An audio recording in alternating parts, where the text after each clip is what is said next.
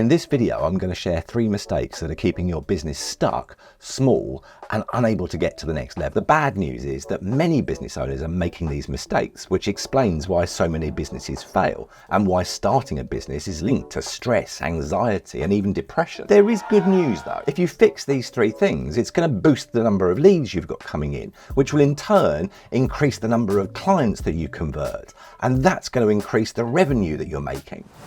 If your marketing is really good, then customers are going to immediately think of you when they need what you do. Think about that for a second. You drop your phone and it smashes into loads of tiny little bits. Which brand immediately springs to mind? Apple, Samsung, Google? The fact that it's those brands that immediately spring to mind is the result of really great marketing. You haven't had to go and Google the best phone to buy. They've already got into your head. And you're probably 80 to 90% along the way of making the decision of which phone to buy before you even needed to buy a new phone. That's superb marketing. But of course that takes money and you haven't got that sort of marketing budget yet. And this is why mistake number 1 is time or money. If you haven't got the money, then you're going to need to invest your time into marketing.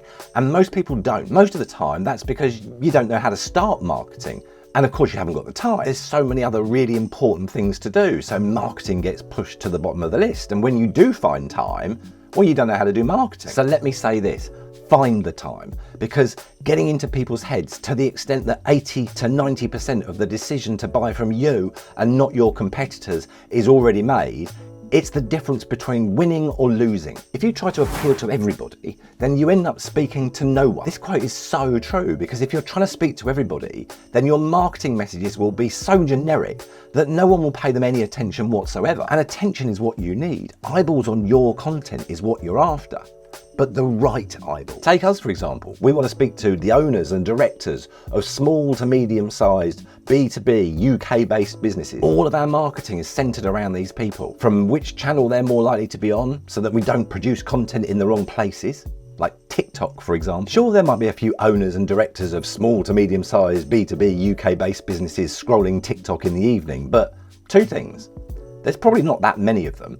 And if they are, they're probably not thinking about finding a solution to their marketing needs whilst they're scrolling TikTok. So the language we use, the way we communicate, our tone of voice, and the visual look and feel of our brand. We always ask ourselves, will the owners and directors of small to medium-sized B2B UK-based businesses like this? And if they don't, we don't do it. And you should do the same. If you can't immediately articulate who your target audience is, then it's time to get around the meeting room table and find the answer. And then ask yourself whether your marketing would appeal to them. And if it does, great. But if it doesn't, stop doing it. Do something that will appeal to them.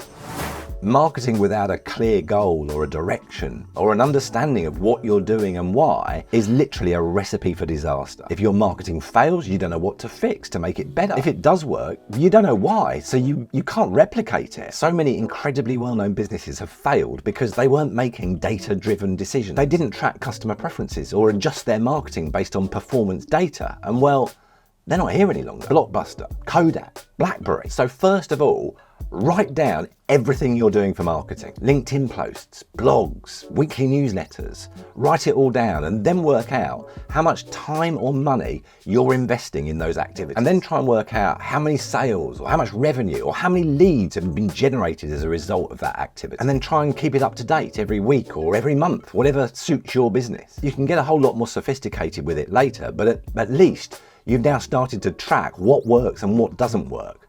And then do more of what works. If you liked this video, then please give it a like and let me know in the comments which bit you found the most useful. If you follow me already, then thank you so much. And if you don't, then hit that button and more of these videos are going to pop up in your newsfeed.